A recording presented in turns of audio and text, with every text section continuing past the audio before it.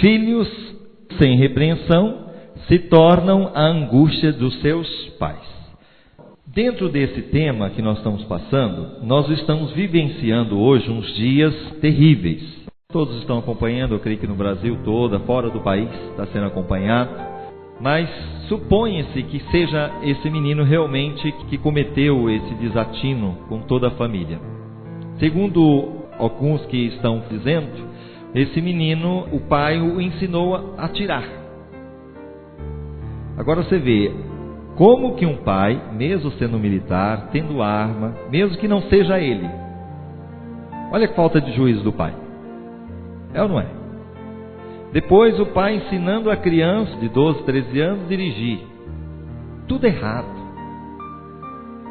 Então eu vejo que o filho que não tiver repreensão, ainda que ele deseje certa coisa que está fora do tempo, eu acho que tudo tem o tempo, até a lei é para ser obedecida. Porque se você tentar dar uma ajudinha, você vai complicar lá na frente. Então tudo tem que acontecer o que? Naturalmente. Eu vejo hoje pelo próprio André. Hoje nós temos aí uma coisa até banal, né? Ah não, pai, eu quero ir no banco da frente. Não. A idade é o quê? Com 10 anos. Tem que usar cadeirinha. Vamos usar, é para a segurança dele. E nós vemos tantos pais irresponsáveis que ficam andando com seus filhos sem a cadeirinha. Ah, mas antes não precisava. Mas se hoje está dizendo que precisa, é porque é para o nosso bem. Salva vidas, pode ser você o próximo. É melhor a criança chorar do que você chorar lá na frente, não é? É melhor a criança, na hora de você colocar os limites, chorar, do que você chorar lá no caixão dele. Ou nessa situação que nós estamos vivenciando, que não sabemos ainda o que virá pela frente. Mas, lembrando que hoje é o dia dos pais. E nada como a gente procurar a direção de Deus para a gente entender isto, que filho sem repreensão se torna a angústia dos seus pais. Nós encontramos na palavra de Deus um texto, como nós estamos vendo aí em 1 Samuel capítulo 3, versículo 13. Mas para vocês entenderem o seguinte, que criar filhos é um privilégio que Deus nos dá. Porque quantos gostariam de ter filhos e não têm? Então quem tem essa oportunidade, tem esse privilégio, nós temos que saber, Deus nos deu essa capacitação. E eu entendo também que tem muitos que não tiveram filhos, eu creio que não é nem para ficar triste, Deus sabe de todas as coisas, que tem tantos pais chorando pelos seus filhos. Porque tiveram filhos, hoje estão nas drogas, estão na bebida. Então eu creio assim, nada acontece sem a permissão de Deus.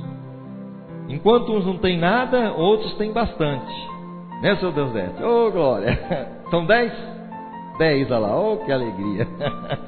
10 filhos, que bênção! Cada um de nós temos aqui a responsabilidade, amém? Então lembrando que é um privilégio, mas também é uma grande o quê? Responsabilidade. Filhos é uma bênção na nossa vida, é ou não é? É, mas se não entendermos, preste atenção, se não entendermos que Deus nos confiou a nós, e não tratarmos com uma grande responsabilidade e compromisso diante dele, os filhos podem se tornar o que? Um grande problema, sim ou não? Se você não entender que isto é um plano de Deus, que Ele te deu para você cuidar, para você ensinar os princípios, e se você não fazer direitinho, lá na frente, se você não obedecer a cartilha, os filhos vai ser um grande problema. Então Deus agora traz o quê? Uma palavra a Samuel. Quem foi Samuel? Um profeta.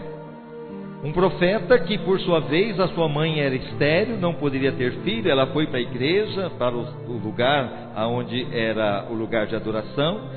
E ela então clamou a Deus porque ela estava sendo humilhada. Porque naquela época o contexto era muito mais complicado para a mulher que não tinha filho. A mulher que não tinha filho, ela era mais rejeitada ainda. E ela então busca o Senhor e Deus dá a ela um filho. Isso resumidamente que eu estou passando para vocês. E ela nesse filho que ela tem, ela faz um propósito. Ela faz ali um voto. Deus, se o Senhor me der um filho, eu vou dar para a tua casa. Já pensou? E Deus ouviu ela e deu esse filho. Agora o filho, quando já era crescido, talvez 4, 6 anos, a Bíblia não relata, ela, porque Deus deu, ela foi lá para o templo o sumo sacerdote Eli, e ela então diz: olha, eu sou aquela mulher que entrou aqui na igreja aquela vez, e o senhor pensou que eu estava bêbada, mas eu estava orando.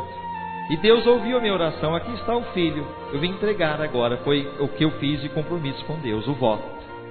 E deixou o filho lá, em obediência a Deus. É claro que sempre ela ia visitar, mas não é fácil. E por essa fidelidade, depois Deus acabou dando mais filhos para ela, porque ela foi fiel a Deus. E esse filho, Samuel, cresceu ali na casa de Deus e se tornou lá na frente um grande profeta. Mas quando ele era pequeno e estava na casa de Deus, quando ele foi dormir, o sumo sacerdote da época era Eli.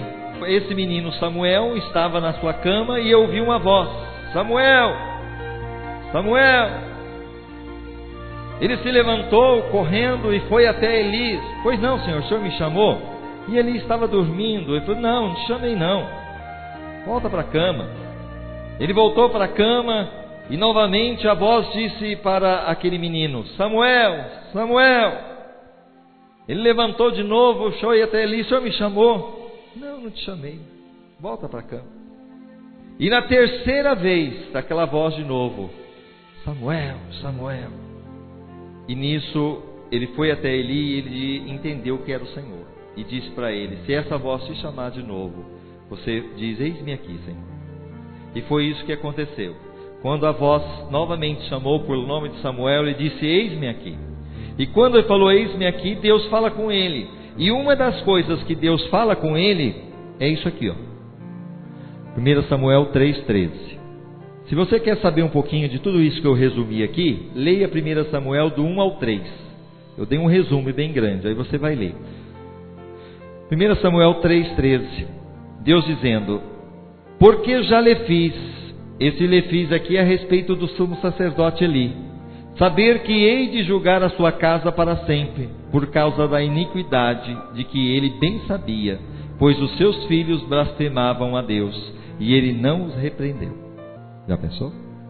Deus fala para um menino: olha, eu já julguei a casa do sumo sacerdote Eli.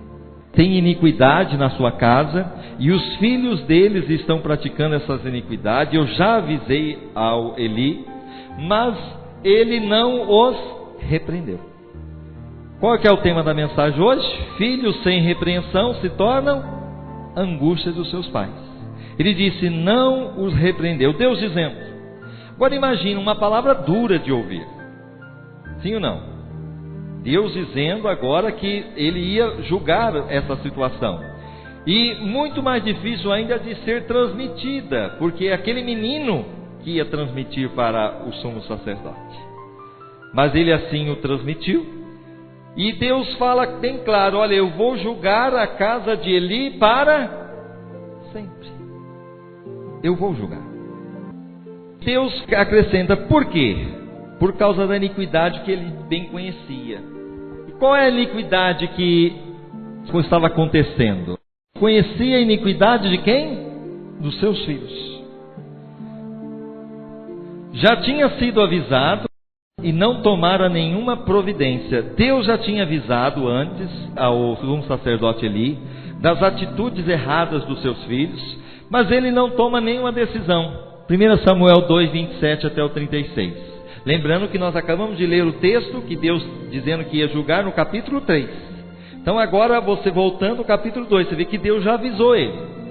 Veio um homem de Deus a Eli, e lhe disse: assim diz o Senhor, não me revelei na verdade a casa de teu pai, estando eles ainda no Egito, sujeito à casa de Faraó? E eu os escolhi dentre todas as tribos de Israel para ser o meu sacerdote, para subir ao meu altar, para queimar o incenso e para trazer o éfode perante mim, e dei à casa de teu pai todas as ofertas queimadas dos filhos de Israel. Deus está dizendo: olha, o sumo sacerdote, você é meu escolhido. Não era para qualquer um ser sumo sacerdote, era uma escolha que Deus trazia. E Deus disse: olha, eu te escolhi das tribos de Israel, porque desprezais o meu sacrifício e a minha oferta que ordenei se fizessem na minha morada, e porque honra a teus filhos mais do que a mim. Olha o que Deus está dizendo: você está honrando mais os teus filhos do que a mim. Vê que você colocar obediência a mim, você coloca os seus filhos acima de mim. De modo a vós engordardes do principal de todas as ofertas do meu povo Israel? Portanto, diz o Senhor Deus de Israel, na verdade eu tinha dito que a tua casa e a casa do teu pai andaria diante de mim perpetuamente. Olha, eu tinha falado que tua geração ia andar na minha presença como sacerdotes, sumos sacerdotes, perpetuamente. Mas agora o Senhor diz, longe de mim tal coisa. Já pensou? Porque ele não repreendeu os filhos. Deus falou, longe de mim, porque você não fez o que tinha que fazer. Porque honrarei aos que me honram, mas os que me desprezam serão desprezados. Você não me honrou, repreendendo os teus filhos como deveria ser repreendidos. Eis que vem dias em que cortarei o teu braço e o braço da tua casa, que não é literal, tiraria ele do sacerdócio, para que não haja mais ancião algum em tua casa. E tu na angústia olharás com inveja toda a prosperidade que hei de trazer sobre Israel, e não haverá por todos os dias ancião algum em tua casa. Olha, a partir de agora não haverá mais sacerdotes da tua família que vão estar ocupando essa posição. Eu vou te tirar.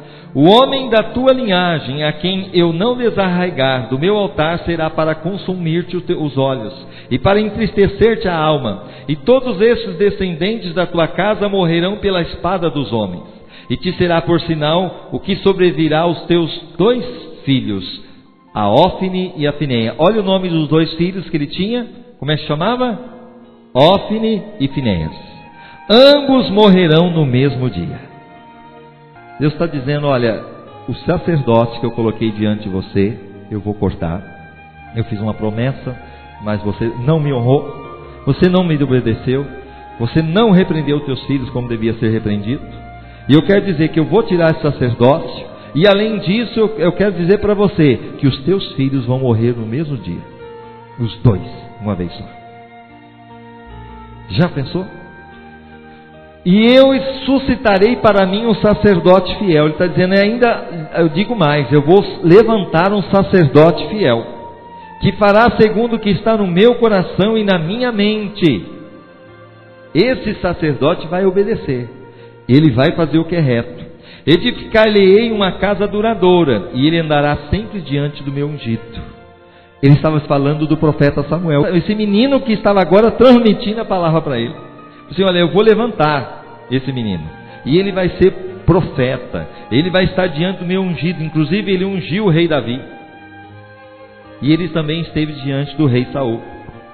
Também todo aquele que ficar de resto da tua casa virá inclinar-se diante dele por uma moeda de prata e por um pedaço de pão, e dirá, rogo-te que me admitas a algum cargo sacerdotal, para que possa comer um bocado de pão. Deus está dizendo, da tua família, os que sobrar vão chegar e implorar para ele, olha, me dá uma posição na igreja, me dá um cargo, porque a minha família antes pertencia a ela, mas eu vou rejeitar, por causa que ele não repreendeu os seus filhos.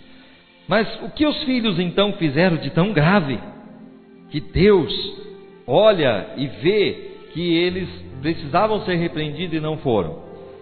Então, que iniquidades eram essas? Aqui nós encontramos, como é que é o nome dos 2? Ófine e Finéias, aos 2.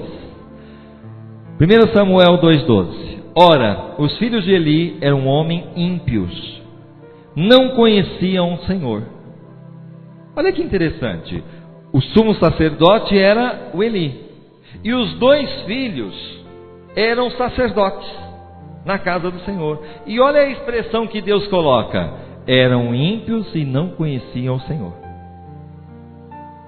Você vê, a Bíblia fala o seguinte, nem todos que diz Senhor, Senhor, entrarão no reino dos céus, mas todo aquele que faz a vontade do meu Pai.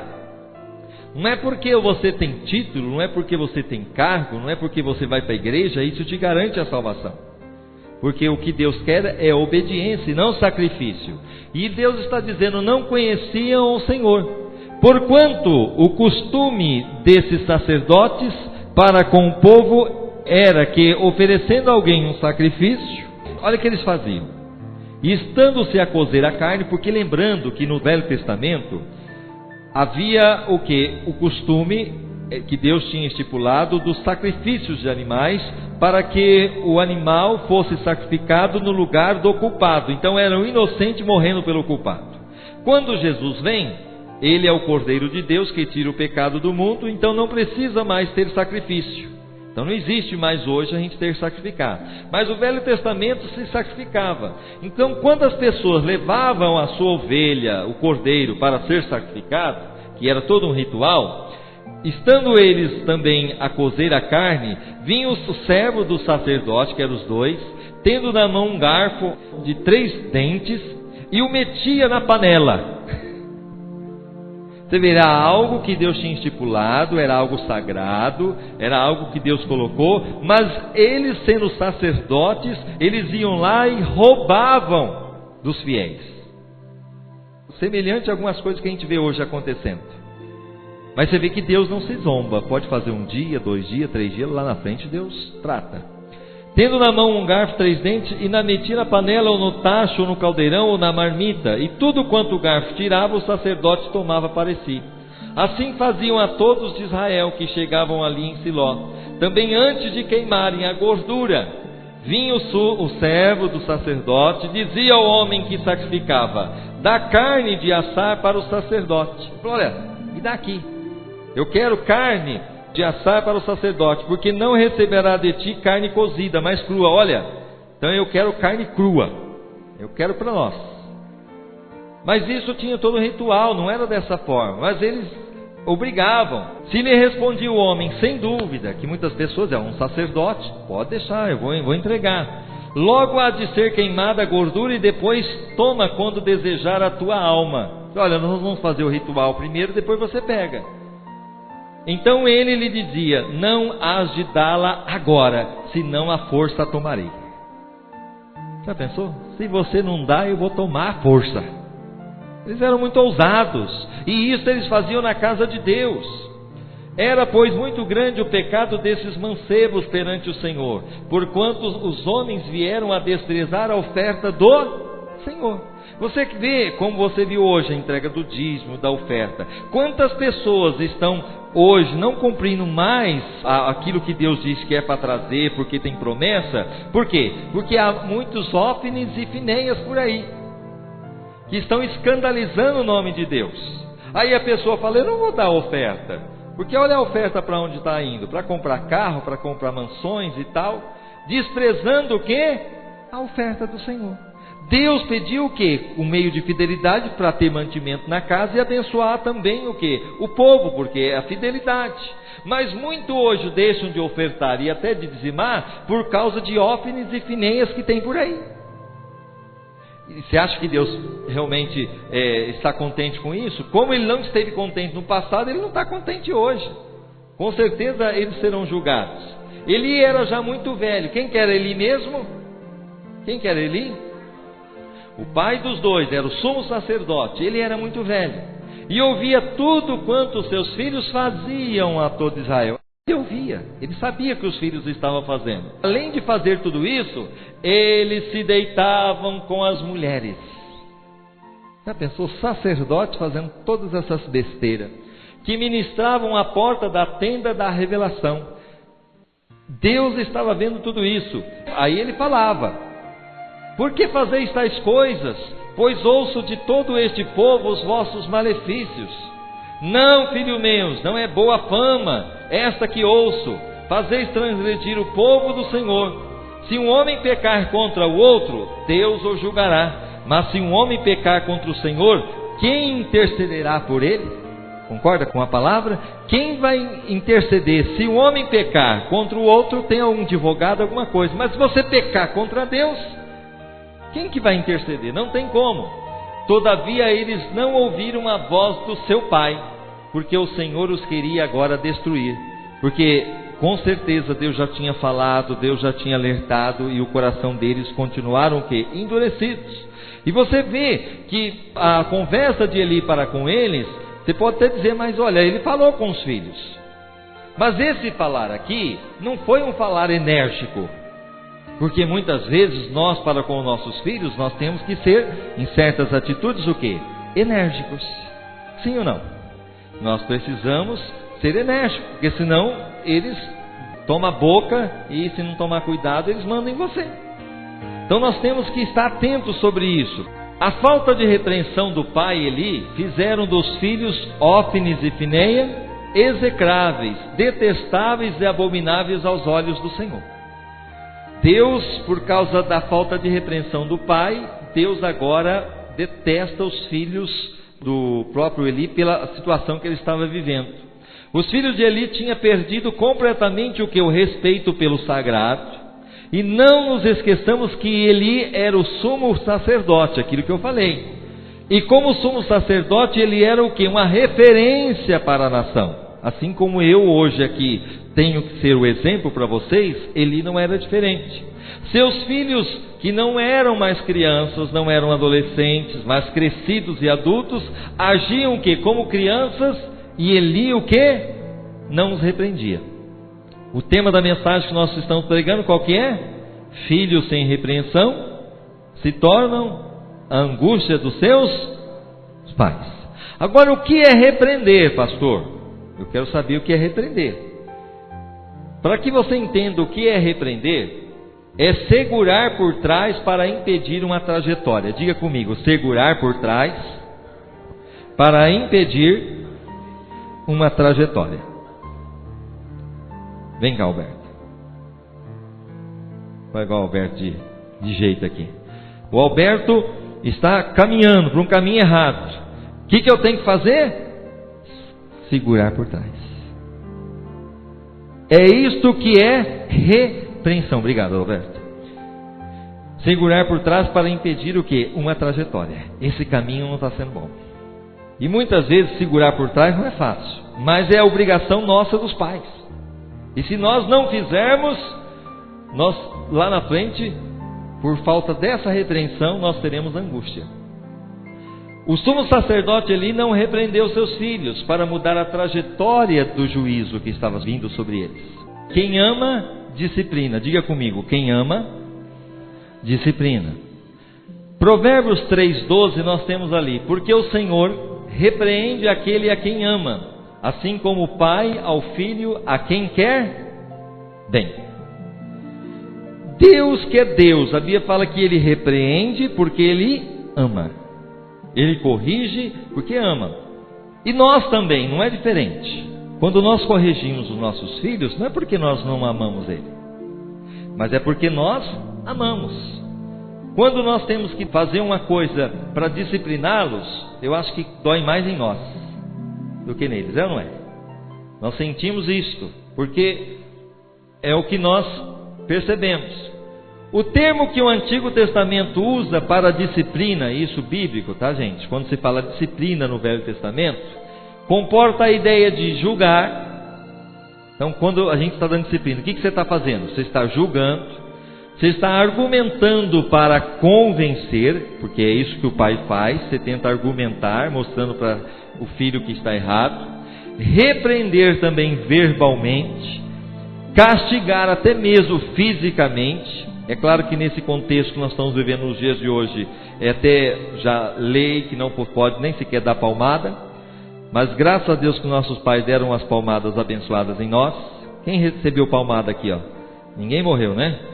Graças a Deus pelas palmadas. É claro que teve os excessos, então tudo que é excesso não é bom, mas reprovar um comportamento, é isso que é disciplina.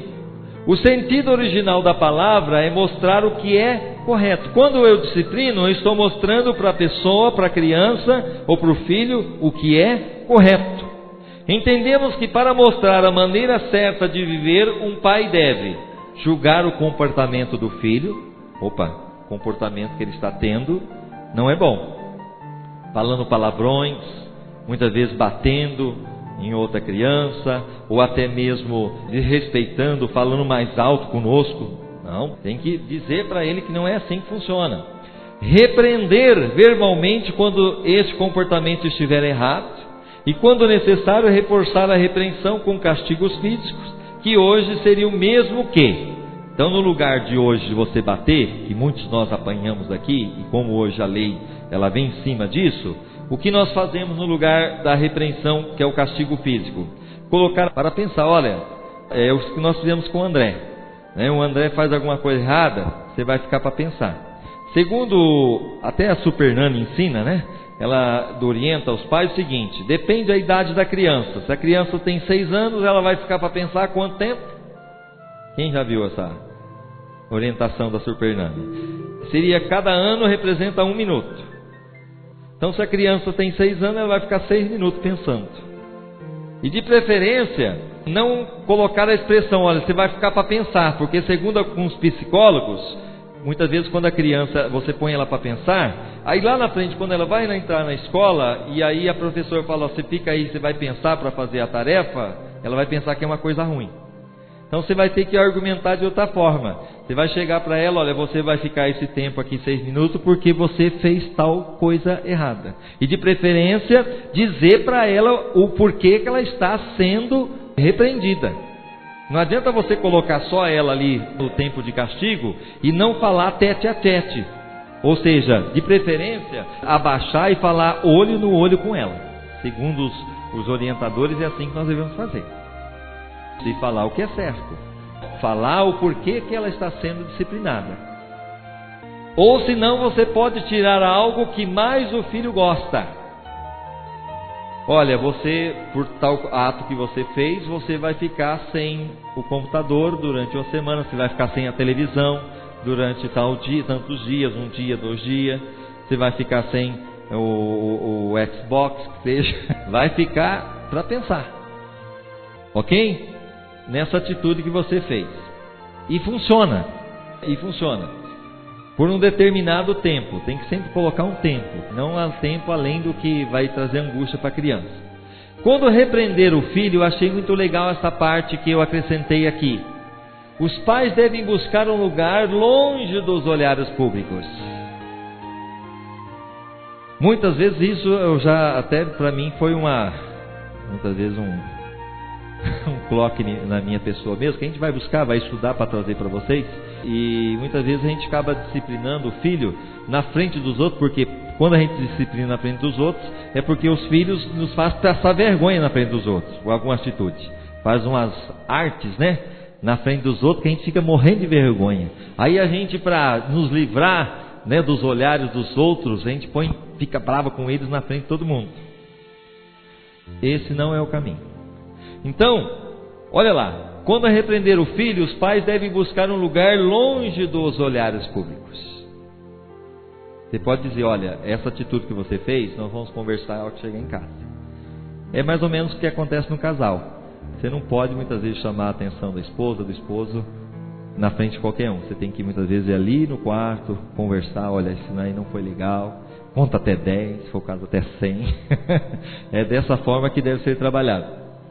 Então, pois o objetivo é corrigir o filho e não proteger a reputação dos pais, ou dar a eles oportunidade de se justificarem para os amigos. E quando a gente repreende na frente dos outros, é para se justificar. Bom, eu estou mostrando para os outros que eu estou repreendendo o filho. Só que, quando você faz isso, o filho disciplinado deve sentir vergonha do que fez, e não das pessoas que o viram sendo disciplinado. Porque se você disciplina ele na frente dos outros, ele não vai ter vergonha do que fez, ele vai ter vergonha dos outros, porque os outros vão tirar o sarro, até as crianças, entendeu? A exposição pública de um filho pode criar outro problema, e às vezes mais sério do que aquele que demandou a disciplina. Então vamos vigiar nisso. Então você que é pai, mãe, vovó, tio, muitas vezes você tem que agir na disciplina, o filho tem que ser disciplinado com amor, amém? Orientado com amor, sabedoria e sem provocar-lhe a ira. Olha lá em Efésios 6:4, diz assim: e vós pais, não provoqueis a ira dos vossos filhos, mas criai-vos na disciplina de admoestação do Senhor. Então criai-vos na disciplina e admoestação do Senhor. Então nós não podemos também, como pai, provocar a ira dos nossos filhos. Então nós temos que ter sabedoria até mesmo como discipliná-los. Não devemos disciplinar quando estamos nervosos ou estressados, porque se nós formos de repente na hora do nervoso disciplinar os nossos filhos, é terrível. Eu passei por essa experiência quando era pequeno. Minha mãe trabalhava fora de casa e eu então ia para a escola, e quando eu cheguei um dia mais cedo, nós tínhamos um vizinho que ele tinha um pé de amora. E eu gostava, né, de bater no liquidificador e tal, e tomar aquele suco de amora. E nós fomos lá, pegamos a amora. Vamos lá para sua casa, né? Você tem um liquidificador, vamos lá bater? Então vamos. Aí vai lá, eu e os coleguinhas para bater no liquidificador a amora. Quando eu fui para colocar lá o ingrediente, a amora, tudo colocamos a tampa, e não sei o que aconteceu, acho que eu não encaixei bem aquela tampinha que tinha no meio, caiu dentro. E o liquidificador minha mãe tinha comprado aquela semana. Pior que quando faz isso, aí derramou tudo em cima da mesa e tal. E como era amora, impregnou. Mesmo você passava pano, tudo não saía. Mas eu tentei limpar o máximo que pude e tal, né? Sabendo da bronca que eu ia levar. Deixei limpo do jeito que podia ali e fui lá para casa do colega. Daqui a pouco, na hora que a minha mãe chegou, só vi os gritos dela, né? Me gritando. E quando eu cheguei, eu acho que ela realmente estava estressada, acho que alguns já passaram por isso na infância. Ela pegou sem dó e sem misericórdia um cabo de fio de ferro, e ali, olha, entrou no couro. Não foi misericórdia. Mas depois ela até pede perdão, tudo, mas fica marcas. Então isso, exagero não pode, né? Tudo que é exagero não é bom. Então quando você for disciplinar, nunca discipline quando você está nervoso ou estressado. Se um filho está caminhando por caminhos equivocados, o pai não pode dar simplesmente um tapinha nas costas também. Se o filho está caminhando errado, não faça isso. Os pais não podem dizer, é meu filho, vou ajudá-lo no que for necessário, aceitando os seus erros. Não. Lembrando que a disciplina é você o quê? Segurar por trás. Procurar evitar ao máximo que o filho caminhe por caminhos errados. Filhos precisam de disciplina. E esse ato de disciplina é muitas vezes dizer não, colocar limites, e nós sabemos disso pela palavra de Deus. Como eu disse, o tema da mensagem é: filhos sem repreensão se tornam a angústia e a tristeza dos seus pais. Então o filho de Eli tinha se tornado o que? Execráveis, e o final deles, porque seus pais não o disciplinaram quando podiam, foi trágico. 1 Samuel 4, do 11 até o 22. Se isso aconteceu, que a Israel foi tomada, tinha a Arca da Aliança, ela foi tomada, nessa época foi um caos, e os dois filhos de Eli, Ófnis e Finéias, foram mortos. Você lembra que Deus tinha falado? E vão ser mortos no mesmo dia? Só que isso não foi o pior. Então um homem de Benjamim, correndo o campo de batalha, chegou no mesmo dia a Siló, com as vestes rasgadas e terra sobre a cabeça. E ao chegar ele, estava Eli sentado numa cadeira ao pé do caminho vigiando, porquanto o seu coração estava tremendo pela arca de Deus. E quando aquele homem chegou e anunciou isso na cidade, a cidade toda prorrompeu em lamentações. E Eli, ouvindo a voz do lamento, perguntou: o que quer dizer este alvoroço? Então o homem, apressando-se, chegou e anunciou a Eli.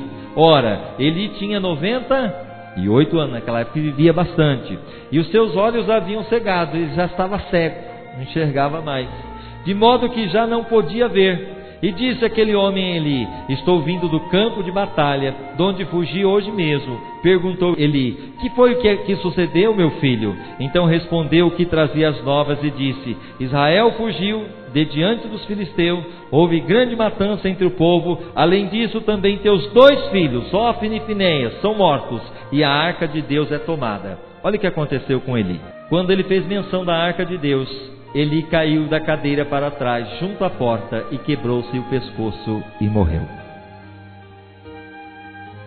Misericórdia. Como eu disse, filho sem repreensão se torna a angústia dos seus pais. Olha, toda a família pagou um alto preço. Porquanto era um homem velho e pesado, ele tinha julgado Israel 40 anos. Estando sua nora, pior que não foi só a desgraça, não foi só isso. Sua nora, mulher de Finéias, grávida e próxima ao parto, ouvindo essas novas de que a arca de Deus era tomada e de que seu sogro e seu marido eram mortos, encurvou-se e deu à luz, porquanto as dores lhe sobrevieram. E na hora em que ia morrendo, olha lá, Agora a criança nasce naquele momento, que da notícia ruim, nasce a criança, mas agora nesse nascer a mãe morre. Disseram as mulheres que estavam com ela: não temas, pois tiveste um filho. Ela, porém, não respondeu, nem deu atenção a isto. E chamou o menino de Icabô, dizendo: de Israel se foi a glória, porque fora tomada a arca de Deus, e por causa do seu sogro e de seu marido. E disse: de Israel se foi a glória, pois é tomado a arca de Deus. Amém? Então você vê que tudo isso aconteceu porque ele não repreendeu seus filhos.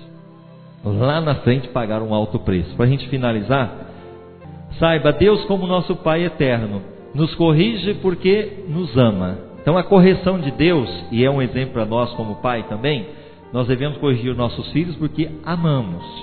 Amém? 1 Coríntios 11:32. Quando, porém, somos julgados pelo Senhor, somos corrigidos para não sermos condenados pelo mundo. Deus nos corrige. Apocalipse 3:19. Eu repreendo e castigo a todos quanto amo. Se pois zeloso e arrepende-te. Se você começa a caminhar por caminhos errados, Deus vai te repreender. Por quê? Porque Ele te ama, não porque Ele não ama você. Olha em Provérbios 3:11. Filho meu, não rejeite a correção do Senhor, nem te enoje da sua repreensão. A conclusão que nós temos, aí nós falamos para você que é pai. Provérbios 22:6 diz: ensina a criança no caminho que deve andar, e ainda que quando for velho não se desviará dele. Então hoje as crianças, graças a Deus, meu filho, do Deus Dete, os pequenininhos, estão aprendendo a palavra. Amém? Ensinando a criança. E quando crescer não vai desviar dele. Efésios 6:4. E vós, pais, não provoqueis a ira dos vossos filhos, mas criai na disciplina a admoestação do Senhor. Então você que é filho, olha, para você também tem uma ordenança. Efésios 6:2. Honra a teu pai e a tua mãe, que é o primeiro mandamento com promessa, para que te vá bem e seja de longa vida sobre a terra. Você sabia que se você honrar o teu pai e tua mãe, tem uma promessa? E Deus está dizendo, quando você honra teu pai e tua mãe, você vive mais tempo aqui na terra. Deus está dizendo que é prolongado o seu tempo aqui na terra. Você quer viver bastante tempo aqui? Obedeça, honra seu pai e a sua mãe. Mas meu pai e minha mãe não presta. Não importa, é teu pai e a tua mãe, e tem um mandamento: honra. Ore por ele, interceda por ele. Amém? Jó 5:17-18. Eis que bem-aventurado é o homem a quem Deus corrige.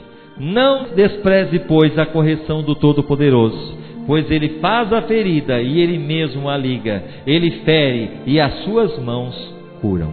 Se Deus está muitas vezes te dando uma palmada, te dando aí umas correções, um puxão de orelha, agradeça a Ele, porque Ele te ama. Amém? Se Ele está muitas vezes te colocando você na parede, é porque Ele te ama. Ele quer que você more realmente na eternidade. Honra teus pais. Cuide bem de quem já cuidou de você. Amém? E a lição para nós: você, filho, ame, perdoe e diga o quanto seu pai é amado e importante para você enquanto há tempo. Pai, ame, perdoe e diga o quanto seus filhos é amado e importante para você enquanto há tempo. Quer dizer, nós temos que dizer tanto para o pai como para o filho agora, depois de morto não adianta. E até eu coloquei aqui, dedique o tempo necessário a seus filhos e a sua família, pois o que você faz hoje é a semente que irá brotar amanhã. Coloquei esse quadrinho. A criança: papai, agora não, garoto. Lá na frente: paizinho, agora não, garoto, estou ocupado. Pai, agora não, garoto. Aí quando o filho cresce e o pai já está velho, ele chega para o filho: filho, e agora o filho diz: agora não, velho. Por que não reservamos tempo para os nossos filhos?